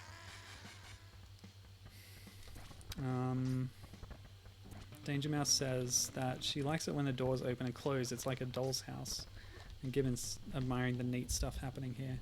But yeah, the piano that fell all the way down, it comes back here. And it's shooting rings out that form a ghost. Okay. Odd. Oh. Okay. What? Let's not lose that because it can damage the boss. So we'll just use that as much as we can. Just, what? I figured I could hop on it. Did the other one hit me? I'm not really sure. Things are damaging me a lot. Ugh. Okay, you can't bop on them. Touching them at all does damage, so just gotta be really careful. And only hit the boss when it appears. Like so. Bop. And then avoid the hoops. But how else can you damage the boss? Because if you don't have hair, it's done by bopping. But I can't bop on top of this guy if... I can't get up to that hole in the ceiling, can I? Can I? Can I go out here? No. What if I... Oh! So that damaged me. Maybe I can, like, bop on his tail. Maybe I'm damaging his tail with my hair. And once he starts moving, I can probably jump onto it. That's my theory.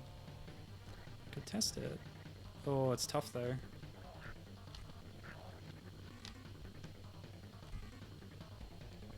What? Oh, I won. Okay. Ghost Department 2 cleared. Did you ever watch the Adventures in Dinosaur City film, asks Gibbon, and no, I did not. But if I were to revisit Dino City, I probably would, for more context.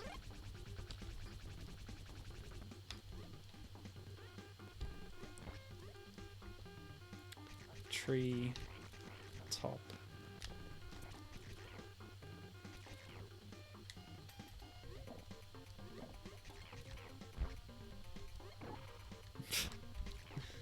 It's classic. Oh, an evil fire hydrant.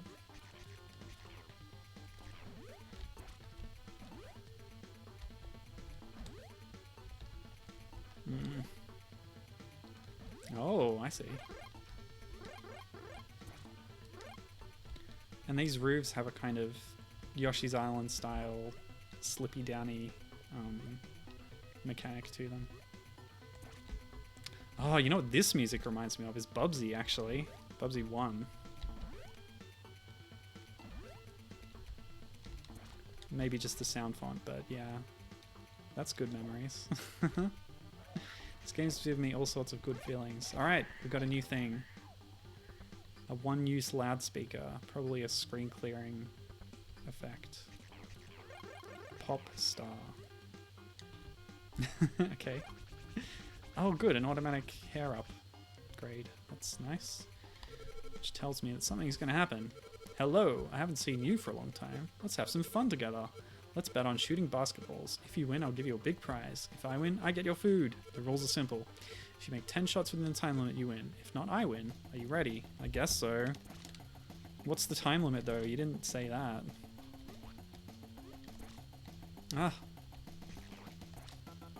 How do I... What? Okay, that's 1. What? That was the time? Or is it because I got hurt? Well, whatever. I don't think I need to do that, but yeah. Okay. Or do I? Did I save? Yeah, I saved here. Let's try it. I think the reason I failed is because I lost my hair power, and you can't actually do this without it. But yeah, this kind of minigame is, again, taking me back to Super BC Kid, because there were bonus rooms in that that had weird, like, sports minigames and stuff to do with throwing enemies around. Yeah. Great game, by the way. Should play that on stream sometime. Oops. I think fast forward is stuck on.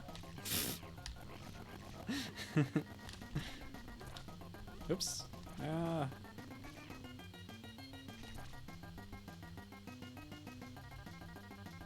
okay. That one came back. I did it! You can take this with you. See you. Oh, it's one of those. One up, of course. A hand clutching a beating heart. It's a little bit grotesque, but at least it's not an actual anatomical human heart as it was in Kabuki Quantum Fighter. Danger Mouse is saying that this art feels very Ghostbusters inspired. Yeah, I noticed there's a bit of a similarity with the ghosts in the last level. The fire hydrant, where do people come up with these ideas?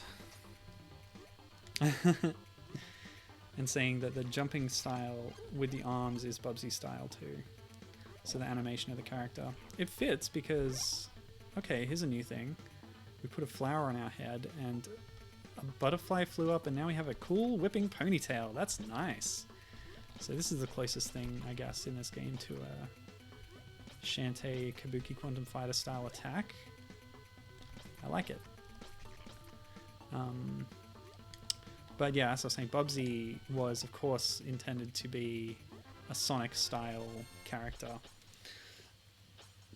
In terms of, you know, he had an attitude and he was sort of meta-aware and especially with the gameplay as well, which is quite fast-paced and all that kind of thing. So yeah, we can lump this in with Bubsy as a kind of Sonic inspired character in game. By the way, I'm going to turn up the volume a little bit on the game. Okay. How you doing, guy? By the way, have you heard about the monster egg? The monster egg? I heard that there is an egg large enough to serve 100 people omelets. Yummy. Don't worry. I can finish it all by myself. Where is it anyway?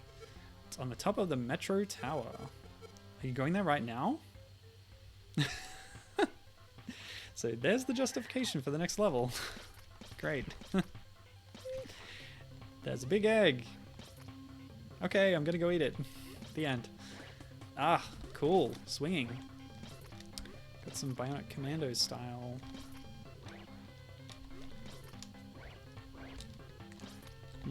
Okay, haven't quite mastered this.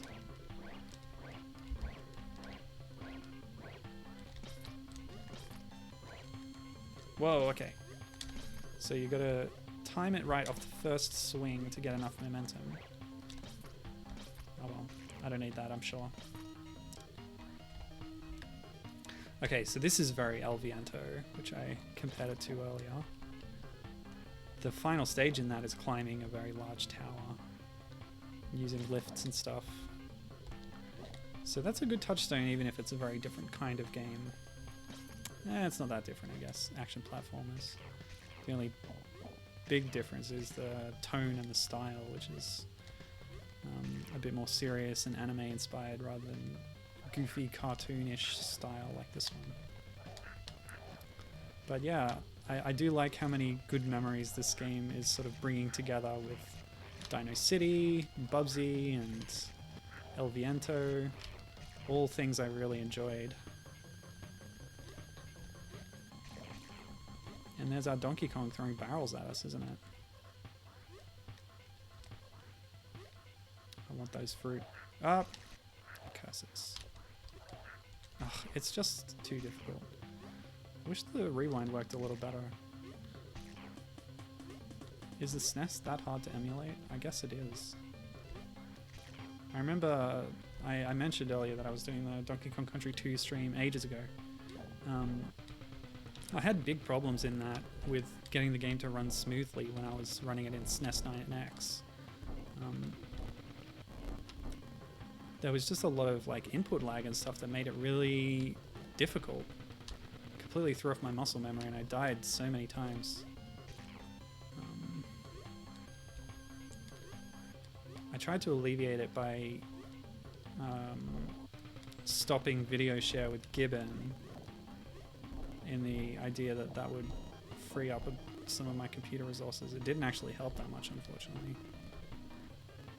But yes, if you go back and watch that, be sure to get to the part where I start playing it on GBA because I start playing better. Danger Mouse says that the ponytail is her favorite dangerous hair yet. I think there's 4 in all, so there might be one more to see in the game. The arrow was pointing the other way, so I guess... Ugh. It's the slowdown, the slowness of the emulator response with the rewind, combined with the momentum of Rocky Rodent. Makes mistakes kind of costly in terms of time right now. He says, glancing at the clock. Oh my gosh. Physics. What is it? How does it work? Okay, so if I jump off there and then swing it around. Okay. Okay, cool. Oh, yeah, okay.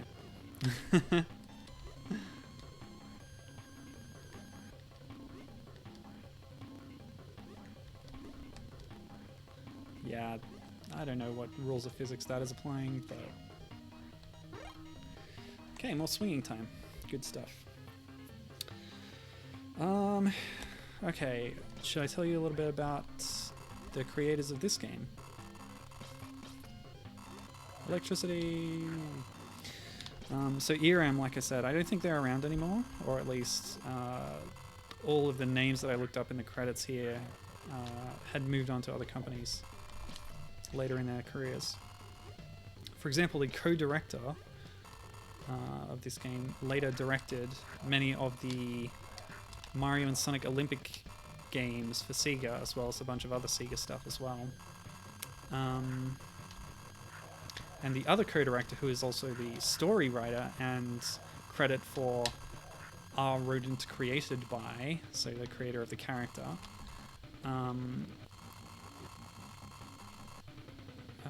was also the art director on Drakengard 3, and I'm sure Gibbon can tell me if that is one of the good ones or not.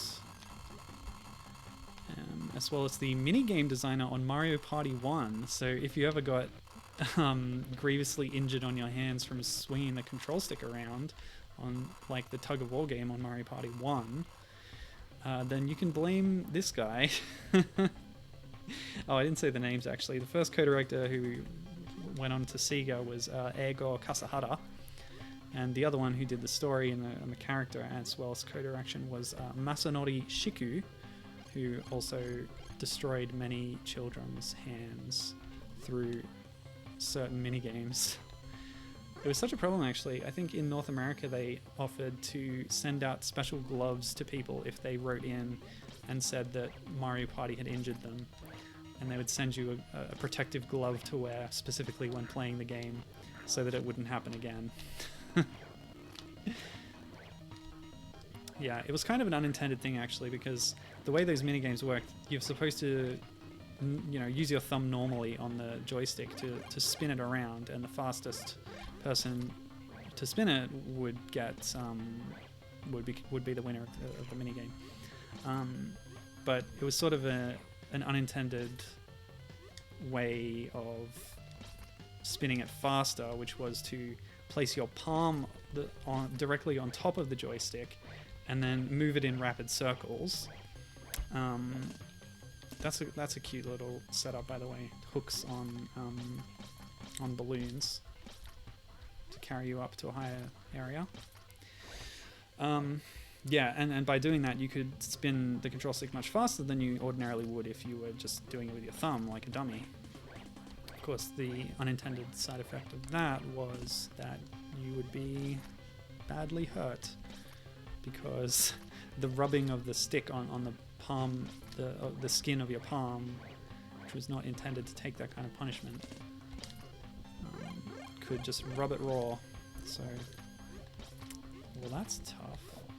I guess with the proper swing, you could just get up into there and get to that extra life, but I don't need it with all my cheating, so I'm not going to have to go for that.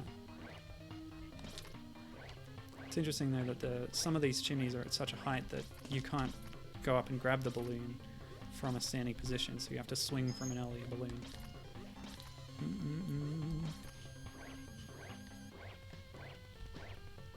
Now, whoa, that was quite high, too high. Completely threw me off. Okay, who else?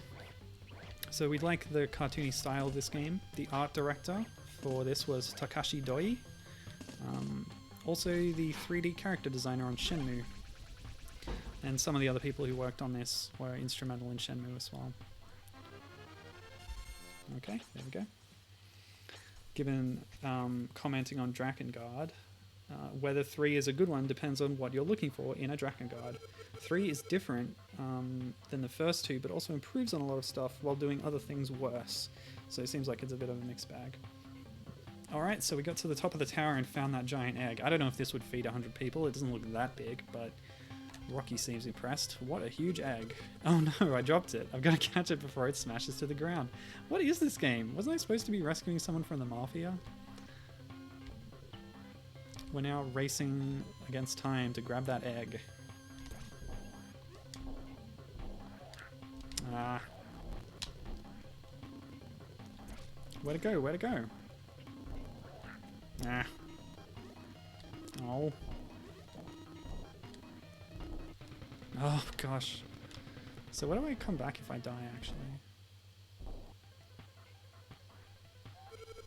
Oh, here, at that cutscene, okay.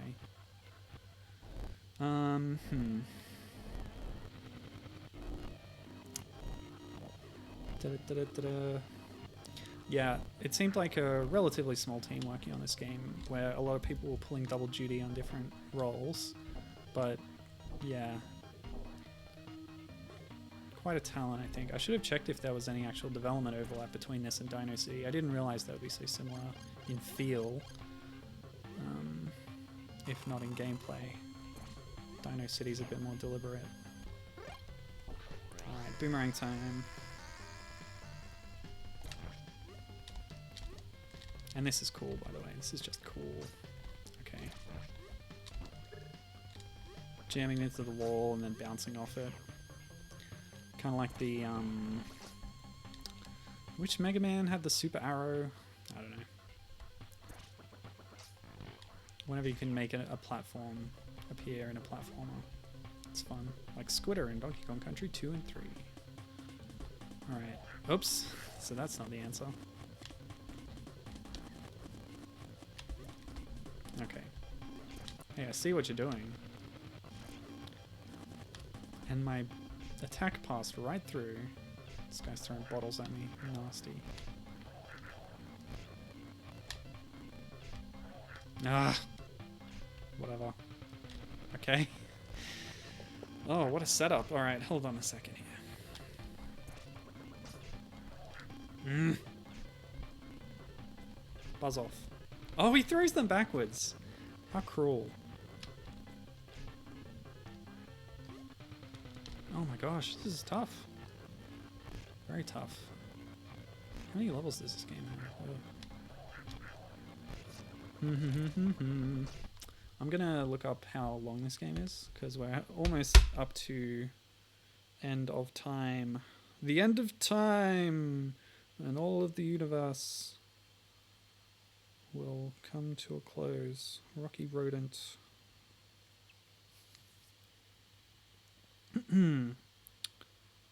Yes. No guides. Only a code for an extra mode screen. I don't know what that means. Normally I look up long plays for these games to sort of estimate how long they'll take, but I didn't do it this time.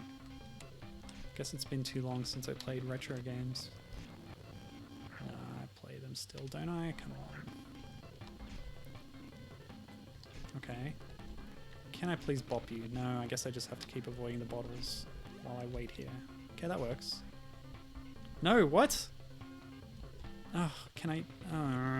bad timing. Try a bop? Nope. There's got to be a way to get in there, right? What is happening here? Okay. So that... It doesn't go far enough down, and I can't get in there while that guy's there. Can I?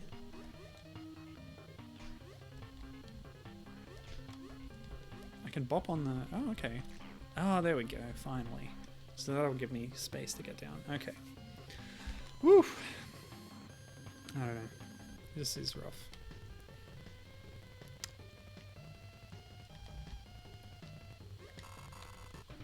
It's really cool, though.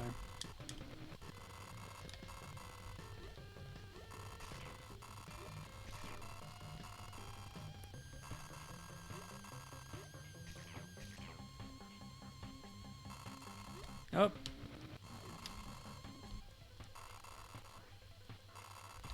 Oh, what? Why is he running so fast? I'm not holding the run button. Ah.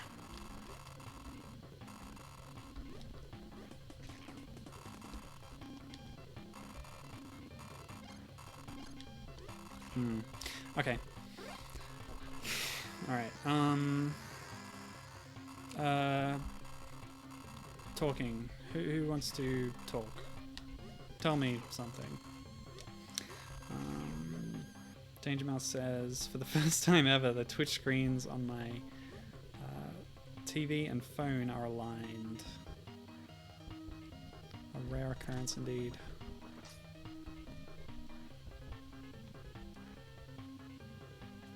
Oh, not another one of these. Oh good, that was doing damage. It just takes a couple of hits. Alright. Gah. Tank the hit. Oh no, I can't tank the hit. Okay, what do I do in this bit? If I drop slightly... Ah! Whatever.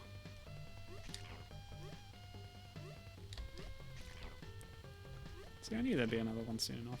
Oh my gosh.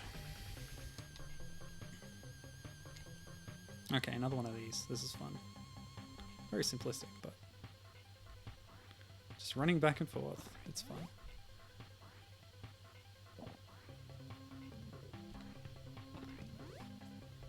This is very much an auto-scroller. Dumplings. Or are they jelly donuts?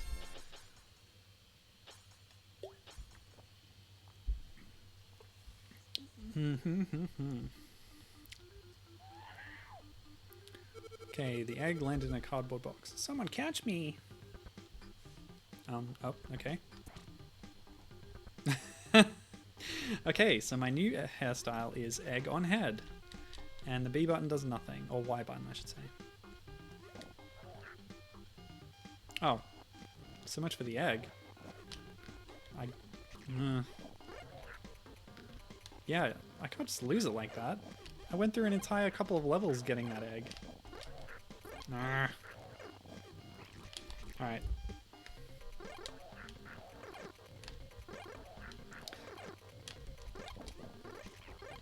You know what I should do? Instead of rewind and fast forward, I should go back to the old days where I just did save state and load state. Oh, what? Oh! The egg hatched and it's a baby bird. And it thinks that I'm its daddy. Hi, daddy. What? I'm not your daddy. I just wanted to eat you. Don't be cruel. I now have a bird friend. Well, you don't look like you would taste good anyway. Get away from me. Please don't be mean. I'm Pecky, the lucky chicken. You don't look like a chicken, honey. I guarantee you'll have good fortune if you keep me close to you. Okay. Wonder what that means. Yay, food. Oh, there you go. It was giving me numbers for the food, and getting to 100 food gives me an extra life. Classic platformer, coins, bananas, etc.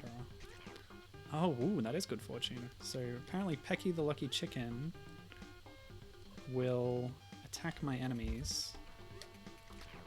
And I think that I can now get rid of this nest, probably. Because it looks like I'm going to need to change hairstyle to go up there. Or I could go down there. I'll go up here first. Saying that's adorable. Yeah, I'm a daddy now. Okay.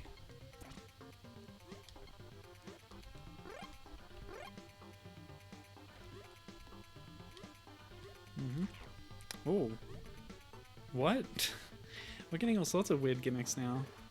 Oh, okay. Here's the next hair power-up. It's a spring, which I got from a hairdryer thing. And that's a cute little touch, is that when I get bounced upwards at high speed, my shirt flies down into my face, thanks to the momentum. Oh, we're back here? Oh, no, I don't want to. Okay, fine. This is a bit trickier this time. Oh, I don't want to do this. Can I just lose the 10 fruit now that I know it's just like bananas in the Donkey Kong country? Hit me. Okay, I can't do it anymore, buddy. Yeah, take the food, it's fine. Yeah, whatever. Do you want to hear some good news before you go? There's a secret path above the basket. How do you get there? Well, try using your super jump. But I lost the spring! I don't have a Mario USA super jump, do I? By holding down? No, I do not. Oh well. I guess I'm not getting that. Or am I? Yes, I am. Marvelous. Let's do it. Bounce. Bounce better. Yes. I found the secret. So I can also attack with the hair. No, I don't want that. I like the hair spring. Ooh. Boss time. It's the red Irem from Ghouls and Ghosts. This is a really weird creature. Giant bat thing. Dope. Goodbye, spring. Hey, chicken, help me out. Uh-oh. Oh, if I bop on them, can I get extra height? No. I think I have to wait. Oh. Yeah, I gotta wait for it to come down. Oh, the chicken's gone. That's very rude. Oh no, that's way too far back. Okay, let me just rewind a bit. Sorry about this.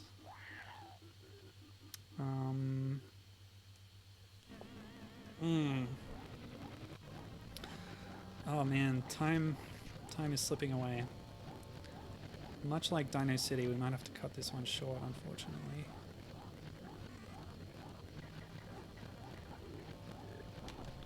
Well, I suppose... so that's a hit. Save state. I'll beat this boss and then I'll maybe have a quick look if I can find how long this game is.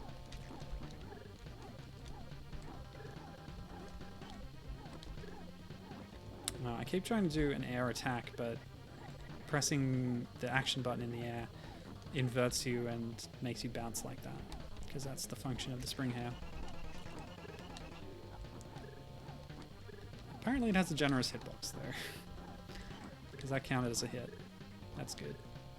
Doing well. Quite well, yes. Great. Giant bat down. And chicken is still around. For now. Sunshine Street cleared. Hey, Rocky. How did the giant egg taste? Did you finish it all? You're a troublemaker. Did you find it out though? Yes, I did. Look what I got. This came out of the egg that I was supposed to be eating. Don't get mad because I have some great news for you. I heard that Melody is in Garcia's Red Hot Chili Factory. Alright, I'll take her back for the all-I-can-eat meal. That kind of suggests that this is the final stage coming up, doesn't it?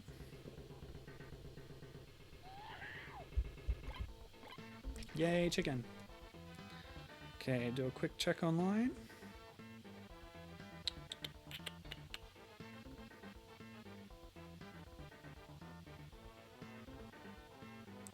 Oh wow, that's very badly spelled. Okay. So on Nintendo Complete they have a full run through in an hour.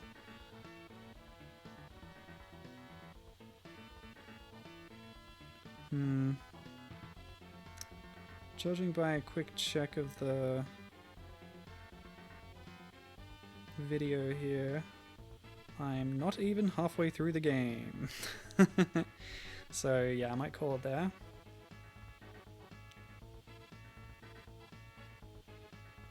This has been interesting. An unusual and fun kind of game that is... yeah. On the surface it's kind of a Sonic clone and you might write it off there, but there's so much strange things going on and interesting set pieces and ideas here. So yeah, very happy with it. But that's it for my hair special. Gibbon says the hairdos have stopped, but sorry, these hairstyles have ceased even bothering to look like hairdos. And yes, Danger Mouse admiring the baby chicken. It even tells me where to go. Can I drill into stuff with my hair? Yes, it's an attack, and I believe you can break You can break blocks on the ground if you bounce into them like that, I think. I don't know if I've even tried that yet, actually. But yeah, that's a death. So I'm going to stop there. Thanks for joining me. This has been really cool. And I'm glad that you accompanied me on my journey, you strong and kind folks in chat, and whoever's watching this in the future. Thank you. But yes, that's it for today. See you next time with more weird and interesting games, hopefully, and not just boring games. It happens sometimes, but usually I try to find a little something interesting in every game I play. Hopefully. Alright, catch you later. Bye-bye.